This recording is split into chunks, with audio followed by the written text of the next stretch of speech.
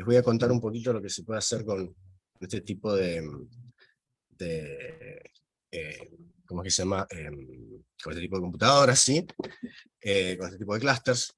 Nosotros en este caso, por ejemplo, ustedes van a ir viendo a lo largo de la presentación algunas imágenes que hemos, y algunos, ¿cómo es que se llaman? Objetos que hemos obtenido a partir de justamente aplicaciones como las que se han comentado en las exposiciones anteriores. En este caso, voy a hablar particularmente de cómo se puede simular daño por radiación con técnicas de dinámica molecular. Vamos a ver un par de ejemplos. En este trabajo ha participado el doctor Reinhard Pinzón y bueno, mi codirector Eduardo Bringa, que es quien presentó anteriormente. Y la idea de esto es, por ejemplo, poder modelar qué es lo que pasa en el comportamiento de materiales a escala nano, ¿sí?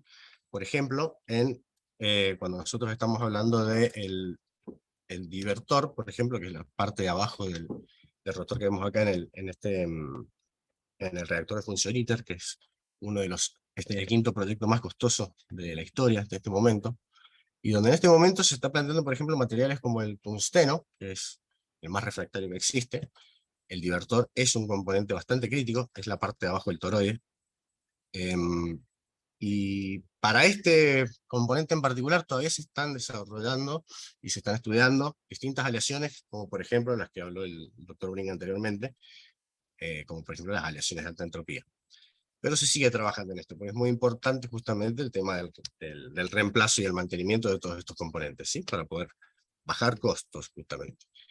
En este sentido, la dinámica molecular es una plataforma de modelación que permite ciertamente, como se puede modelar, qué es lo que pasa en la escala de nanosegundos, de picosegundos y nanómetros, ¿sí?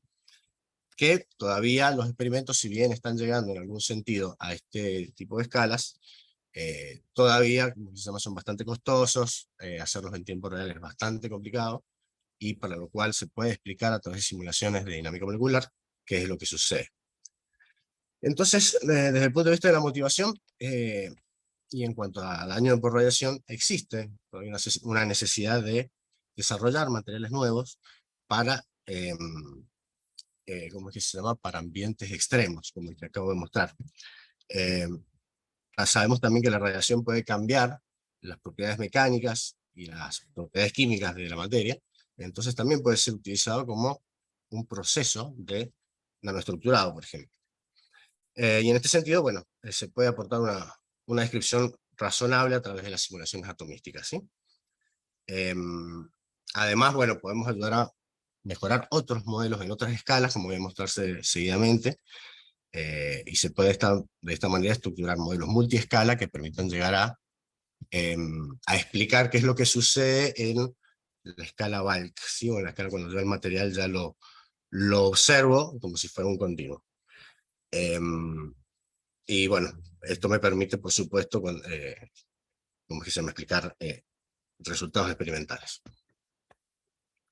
Bueno, el primer caso es hemos trabajado sobre el daño por radiación en una nanopartícula de tipo core shell, donde el núcleo, ¿sí? El core es de hierro BCC y está recubierto por una shell de cobre.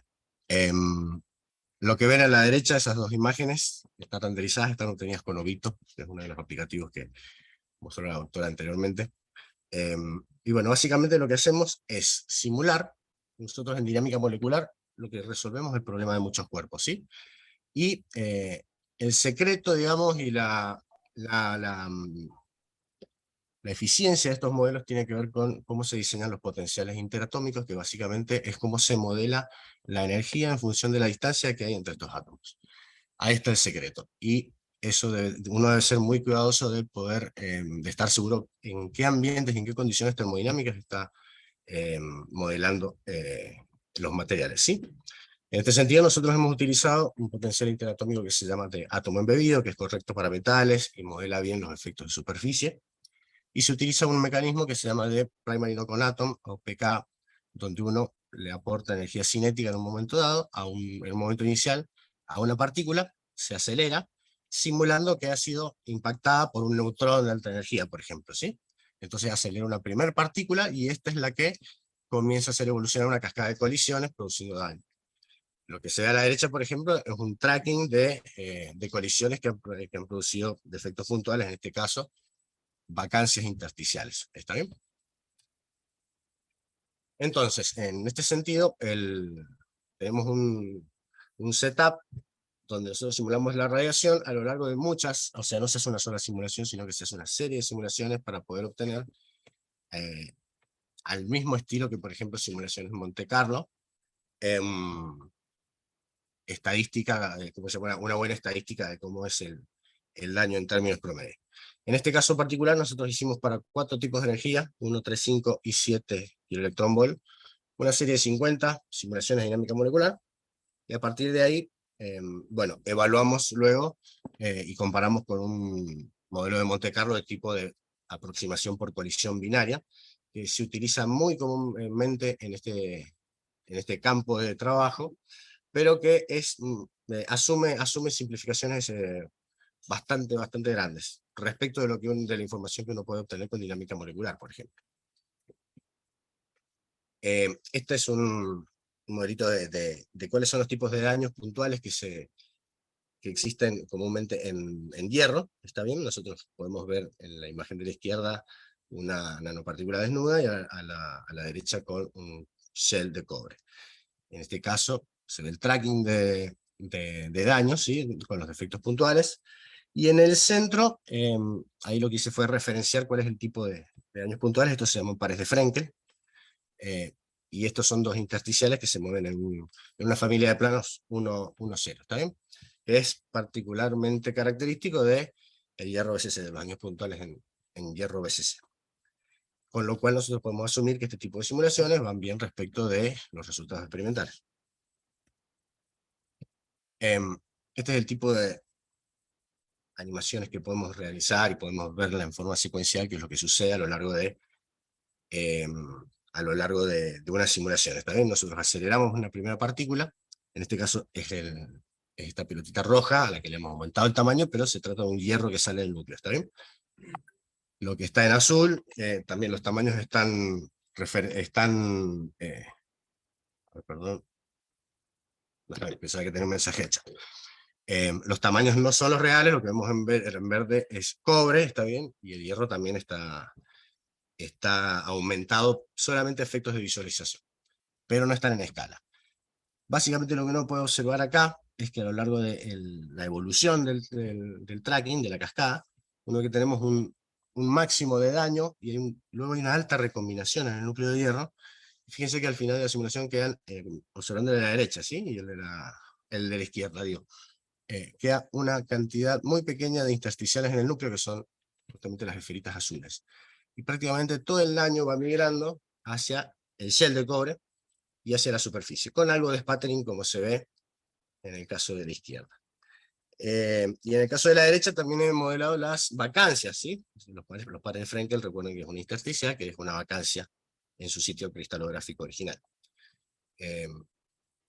Así que esta es una animación que se puede ver también con Ovito, y justamente estas simulaciones están, me olvidé decirlo al principio, está hecho con LAMPS, que también fue comentado anteriormente. Acá ya estamos utilizando en la fase de postproceso. Bueno, ¿cuáles son hemos utilizado 2 filtros, uno es de PTM, que es Polyhedral Template Matching, que es una técnica que se utiliza para poder caracterizar las estructuras cristalográficas. En este caso, correctamente vemos que tenemos una fase BCC, o sea, de cobre central en el cuerpo, sí, una estructura cúbica central en el cuerpo, que es característica del hierro a esta temperatura y presión, y de FCC, que es la característica del cobre, ¿sí?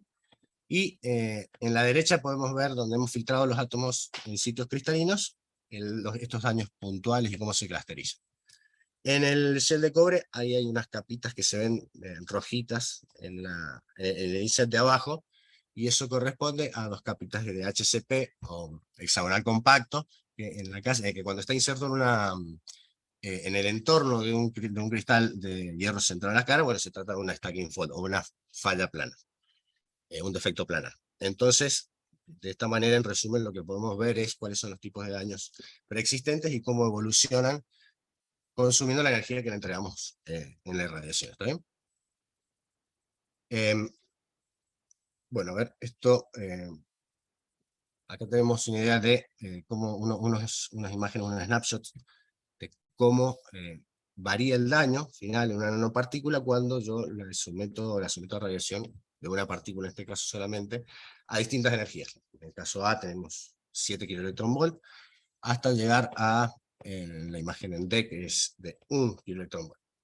Entonces, bueno, de esta manera se puede ver cómo con dinámica molecular uno puede representar y caracterizar cuáles son los daños. En este caso no importan las trayectorias particulares porque estoy mostrando una sola simulación, ¿sí? Pero uno cuando va a evaluar los datos lo que realiza es una serie, un análisis sobre un montón de simulaciones, cuando estoy hablando de dinámica molecular, al estilo de lo que se hace en Monte Carlo. Por ejemplo, yo cuando realizo simulaciones en Monte Carlo, como por ejemplo con la aproximación binaria, se realizan millones, se simulan millones de iones, por supuesto con las simplificaciones características que yo en dinámica molecular estoy hablando de órdenes de magnitud de complejidad mucho más alta. Y un manejo de datos muy grande que luego hace necesario escribir códigos de postproceso para poder evaluar todo eso y poder terminar con datos como los que se pueden obtener y los que son utilizados en el campo de la radiación. Por ejemplo, este que sería la evolución de vacancias intersticiales con el tiempo, ¿está bien? Respecto de un ejemplo de una nanopartícula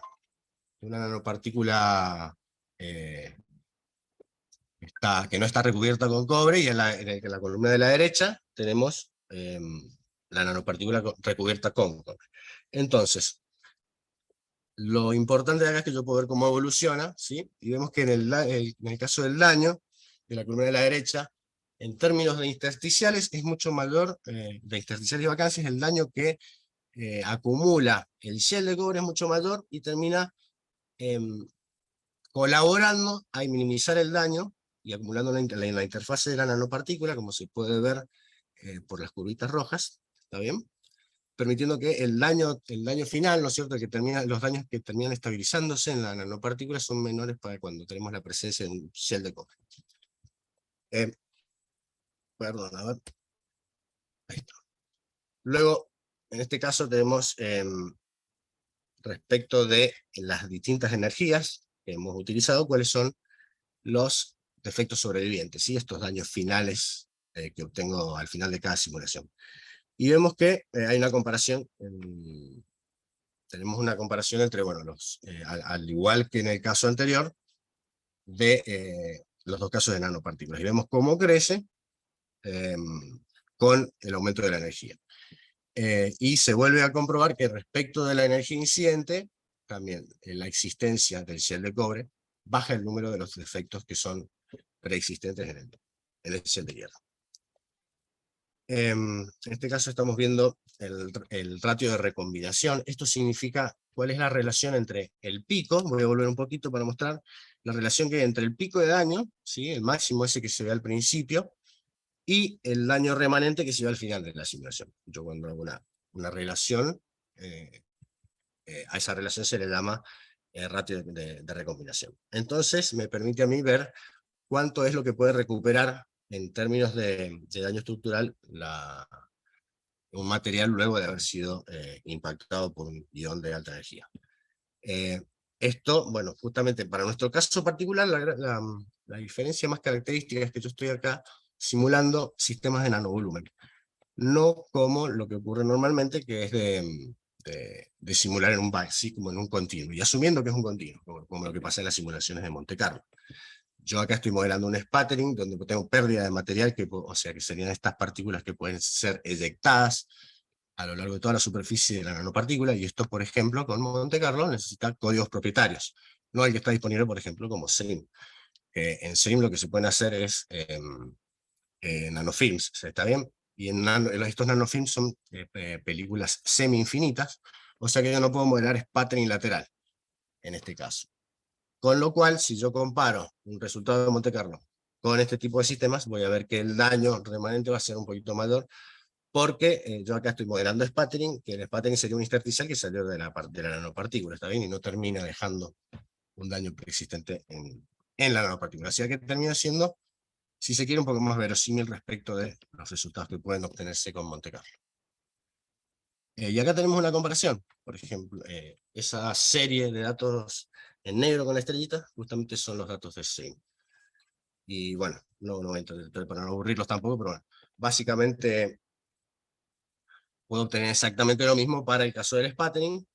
Acá el sputtering sería la eyección, cuántas partículas, cuánto material pierde la nanopartícula que termina siendo eyectado de la nanopartícula porque tiene la energía cinética suficiente, ¿sí?, para ser eyectado. Entonces, el sputtering, fíjense que por el solo hecho de la existencia de esa capa de cobre, termina llevándoselo prácticamente el cobre. El cobre se hace responsable de la pérdida de material y termina bajando y proponiendo justamente una barrera potencial al núcleo de hierro. Con lo que la mayoría de los intersticiales en definitiva se terminan recombinando, solo quedan algunas vacancias. A las vacancias, que sería, digamos, el lugar donde había un sitio cristalográfico que fue abandonado por una partícula que estaba ahí y ahora no hay nada, es un huequito de un átomo, es una vacancia, le cuesta mucho moverse en términos energéticos. Entonces, prácticamente, de todos modos, migran hacia la interfase, que es invisible en el caso del hierro y el cobre. Por lo tanto, no tengo un comportamiento de aleación más allá de algunos átomos que trascienden la interfase, ¿está bien? Pero yo veo que se puede ver que la mayoría del daño termina siendo acumulado en términos de rugosidad superficial en la nanopartícula y de existencia intersticiales del mismo elemento en el cielo. Lo que comenté anteriormente era sobre simulaciones de impacto simple, muchas simulaciones de impacto simple, y la idea también es poder simular impacto acumulativo, donde básicamente yo lo que hago es simular un ion, luego llegar al final de esa simulación, ese mismo sistema es el que utilizo para volverlo a impactar, y de esa forma puedo llegar a valores relativos en términos de dPa, que es desplazamiento atómico, que es una forma de medir el daño en daño por radiación, ¿está bien? Entonces, en daño acumulativo, también lo que podemos ver es cómo termina una nanopartícula. Acá a la derecha, en el índice de la izquierda, un poquito más abajo, se termina viendo ahí cómo han frenado en la caja de simulaciones, están detenidos las partículas de cobre que han sido detectadas de la nanopartícula, y algunos efectos puntuales que quedan en el set de hierro, ¿está bien? Bueno, en conjunto con esto estamos empezando, estas ya están sintetizadas, ¿sí? Se permite, hemos encarado otro tipo de materiales, no solamente las nanopartículas de hierro y cobre, sino también casos de, por ejemplo, una nanopartícula con un núcleo cristalino y un xenomorfo de lo que sería una aleación equivalente a un acero 304, como ocurre como podemos ver a la izquierda. También hemos sintetizado una nanopartícula de óxido de hierro y óxido de hierro, como se ve en el centro, y una de níquel y óxido de níquel, para poder estudiar cuál es su comportamiento de la misma forma que en el proceso anterior. Esto está justamente en la evolución. Otro ejemplo por ejemplo, lo que se puede hacer con dinámica molecular es respecto de los datos que se han obtenido para para la absorción, los datos observacionales obtenidos a partir de un orbitador, que es el Chandrayaan. Estos son los resultados que que se obtuvieron y que tiene un grupo de la Sorbona en Francia, con la cual estamos colaborando. Y la idea de nosotros entramos a colaborar en este proyecto en términos de que, básicamente, con los modelos que normalmente se utilizan en astrofísica para poder explicar esto, bueno, no se podían reflejar, no podía explicar qué es lo que estaba sucediendo respecto de el flujo diferencial, ¿está bien?, con la energía. Este es un ejemplo, el de la izquierda, es lo que normalmente se asume como un modelo de Cosgrain, ¿sí?, muchas esferitas, con bastantes simplificaciones, como por ejemplo un impacto especular, ¿sí?, una retrodispersión especular, y que justamente el decaimiento de la energía suele ser probabilístico, ¿está bien? O directamente se asume en una constante para poder lograr que fiteen los resultados, pero no terminan teniendo una explicación física, ¿está bien? Entonces la idea fue armar simulaciones de tipo multiescala, o sea, porque necesitamos saber justamente cuáles son esas constantes de absorción, si realmente es probabilística o no, y cómo es el comportamiento de la reflexión especular en términos de cómo termina siendo eyectado un protón, si es que, y en qué ángulos preferentemente, en función de las energías y ángulos incidentes. Entonces, bueno, respecto a esto, para mejorar el modelo, nosotros lo que hicimos fue hacer un sistema de una sílica, un regolito lunar, que básicamente es una sílica amorfa, un vidriecito.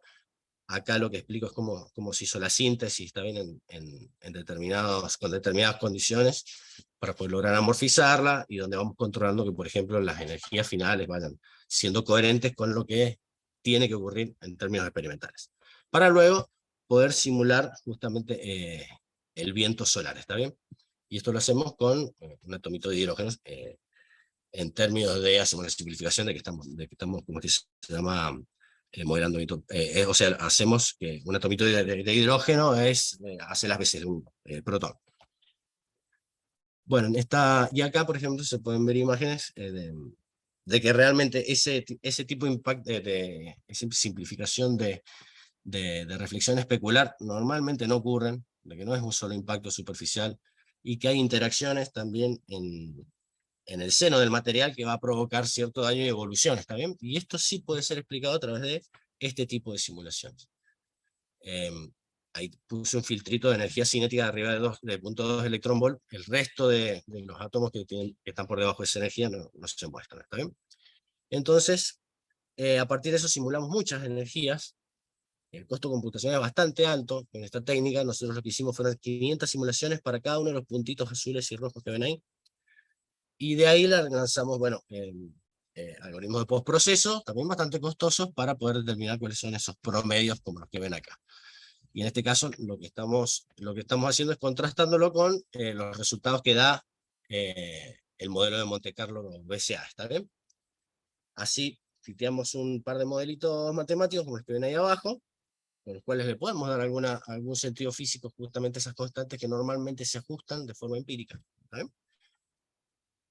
Y estos son los resultados preliminares. Ahora los ajustes son un poquito mejores, pero supongo que a lo largo de la energía incidente va fiteando mejor, y vamos acomodando el modelo justamente en función de cuáles son los ratios que van siendo necesitados, los ratios que van siendo necesitados a lo largo, digamos, del rango de energías. Esto ha terminado, bueno, en un primer trabajito de divulgación, está bien, que va a ser presentado, bueno, en Francia. El grupo de Francia va a terminar explicando estos resultados inicialmente. Y bueno, seguimos con un trabajo en proceso donde vamos a simular mayores tipos de energía. Y bueno, la idea es terminar de sintetizar, todavía no termino, pero la idea es sintetizar una sílica hidrogenada. Que, a ver, cuando yo este tipo de simulaciones, potenciales interatómicos de tipo reactivo, ¿sí? Tipo Forsyth reactivos. Esto significa que yo puedo simular la ruptura de enlaces químicos y la formación de enlaces químicos, ¿sí? Con sus balances energéticos adecuados.